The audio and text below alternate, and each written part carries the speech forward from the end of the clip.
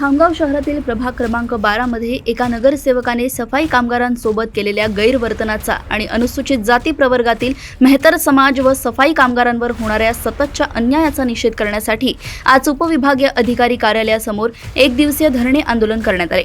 27 मे 2026 रोजी सफाई कामगार मुकदम सुनील रमेश उज्जैनवार आणि त्यांच्या सहकाऱ्यांसोबत घडलेल्या प्रकाराची पुनरावृत्ती होऊ नये तसेच पीडित कर्मचाऱ्यांना तत्काळ न्याय मिळावा या प्रमुख मागणीसाठी हे आंदोलन छेडण्यात आले। या आंदोलनाच्या माध्यमातून प्रशासनाचे लक्ष सफाई कामगारांच्या गंभीर प्रश्नांकडे वेधण्याचा प्रयत्न करण्यात आला।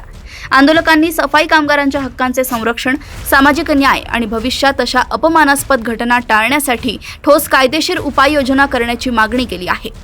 या धरणे आंदोलनात मेहतर समाज बांधव आणि सफाई कामगार मोठ्या संख्येने सहभागी झाले होते। जर प्रशासनाने या प्रकरणाची गांभीर्याने दखल घेऊन दोषींवर कारवाई केली नाही तर आगामी काळात हे आंदोलन अधिक तीव्र करण्यात येईल असा इशारा संघटनेचे नेते संजय तंबोले आणि मोहन अहिर यांनी दिला आहे। खामगाव येथून नितेश मानकर यांची रिपोर्ट। खामगाव शहराच्या अनुसूचित जाती प्रवर्गातील मेहतर समाजाच्या सकल मेहतर समाजाच्या ज्या आमच्या मागण्या आहेत त्या आम्ही प्रशासनाला सादर केलेल्या आहेत। आज आम्ही समाजाच्या वतीनं एक दिवसीय लाक्षणिक धरणे आंदोलन करतोय।